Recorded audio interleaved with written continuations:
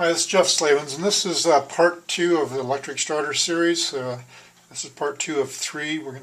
There will be a third video on this, how to rebuild the electric starter. And this one I'm going to cover how to service the end caps here. There's 3 parts of this housing. Now this is the basic starter housing. So this center, there's not much to do to that. There's just magnets in there. You just want to clean it. And then there's the 2 end caps. One end has a bushing, one end has a bearing. So I'll start with the bearing end first. Some of the tools that you're going to need, you can use sockets for this actually. I've got these drivers here. These are actually from Racetac. These are some other ones that I've made over the years for different applications. I've got kind of a whole selection of these. Also, I have another selection like this, and these are actually wheel bearing drivers. So you could use something like that as well if you have something like that at home. But you can also use sockets for a driver. I don't like using sockets that much because it's not what they're intended for, and I don't like damaging them. But you probably won't in this application. So I've already taken this out of here, but this bearing was down inside this housing, and then on top of it was a seal. And I used a seal tool like this to pry that seal out of there. And I just hook it and pry it out. You can also do that with a screwdriver or whatever you have that you can pry that out of there. Just be careful that you don't gouge the outer area here where the seal sits. And these bearings have, it's going to be hard to see on this video, but one corner here is more square than the other corner. This corner is more rounded, and the rounded goes down first, so it faces the outside of this housing. And you can see this bearing is really full of rust. The sealing system here is not very good, but this starter's had a rough life anyhow. The whole thing was in pretty sorry shape. So the way I got that out of there was, in these videos I don't always do it the way I do it here in the shop, because I have a lot of special tools, and if I don't have special tools, quite often I'll just make one. So I try to come up with methods for you to do this at home. So I've just found a socket, because this bearing was down inside of here, and there's a lip here, so that means the bearing has to be driven in that direction. So I just found a socket that fit in there, and this fits in there fairly snug. And you can do so. In order to drive it out, you can do it with a hammer if you'd like. I would use a brass hammer on the end here. You can put this as a flat surface, and so if you're going to drive, you always want to make sure you got a flat surface onto a flat surface so that it doesn't rock and tear anything up. And then you can just use a hammer and hit the socket and drive it out. That will drive the bearing right out. Or you can also use an arbor press. And arbor presses are cheap. This one I bought many years ago from, I think, from Harbor Freight, and it seemed like it was 35 or 40 bucks. They're super cheap. And an arbor press is nothing but a gear-driven, hand-operated press. So they don't have a lot of power. You're not going to destroy something like you can with a hydraulic press. And I just used that and this, and then I drove it out. And you can do it that way as well. That's a handy tool that you can use for a lot of things in your shop at home. So then you just kind of reverse that process for the new bearing. Now, needle bearings, which is what this is, they always have a fairly fragile outer housing. Ball bearings have a really beefy one. They can take a lot of abuse on installing them. But needle bearings or roller bearings typically have a fairly fragile housing, and you want to be careful how you put them back in, especially getting them started squarely in there or straight so that you don't get them bound up.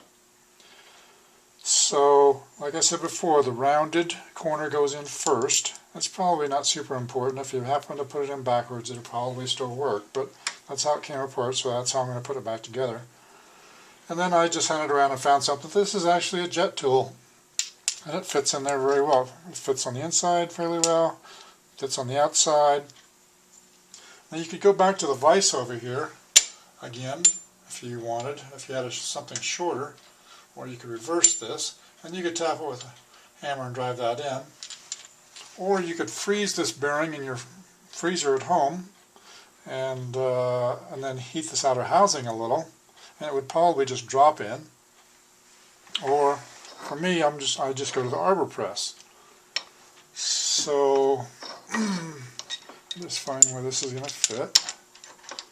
Put it in the arbor press. If you can see this or not, there we go. Get this light out. And then you can just press it in. And I'm going to double check to make sure I'm putting it in the right direction. Yes, I am. And just press it on in. Now we've got the bearing in. So the next thing to do would be to install the seal. And I should back up just a little bit here. This bearing requires some grease. It's dry. It comes dry, so it needs to be greased.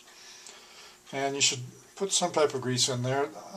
I've chosen this brake caliper grease. It's made by Stay-Lube. I just bought this at an automotive supply store. And brake caliper grease is a high temperature grease.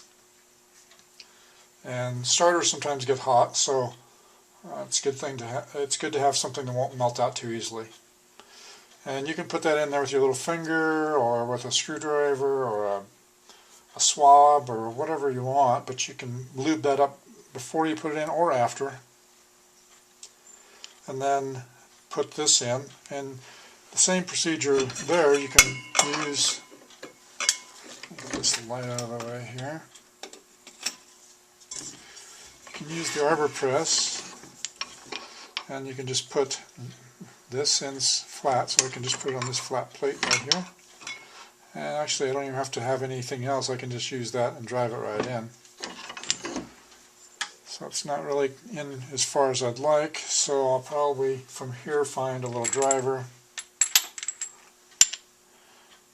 something slightly bigger than that, and then I'll drive it in the rest of the way. Actually this will work because this thing is pushing in very easily. Now, you can probably push it in deeper than that, but I would put it in flush, or somewhere just slightly below flush with this outer ring here. And then put some either that high temperature grease or seal grease on the seal. So this end is done now. It's ready to be assembled. From there you have to do the other end. Now the other end's a lot trickier to do because it's got a bushing in it. It's got a bronze bushing, and there's no way to push it out. It's capped on the end here, so you can't push it out. So you have to drill this one out. I tried heating it and getting it to come out that way, and it wasn't cooperative, so I just drilled it out of there. And by that, you got to be careful. I just take drill bits that are a little bit bigger than the inside diameter of this hole first. I mean, eventually you want to get it to where you're drilling almost to the outside diameter, but I do it in a series of steps because I want to get things set up correctly and make sure that I don't bind the drill bit in there or make it grab and yank this thing and break something. So, and I do that in a drill press. A lot of you guys have a drill press at home. If you don't, you're going to have to come up with your own method. And then this is a drill press vise. And this fits in, this has got a flat area here, a square area. So I'm going to set it on that, and I'm going to snug it up here. And you don't have to put it in here very tight. These walls of this are pretty thin, and you could crush it, so just snug it. Just enough to where it will hold it. I would probably, since you're going to be drilling clockwise, I'd probably rotate this around here to where it kind of gives it a stop. So that if it does move, it does try to twist, it's got to stop there. And then just take a drill bit that's a little bit bigger than the inside diameter of that bushing, and make your first pass through it, drill it out, and then just keep going up in sizes. You can go, 2 or 3 sizes at a time until you get it to where this thing is super thin, where it's paper thin in there. At that point, you can just pick it out of there.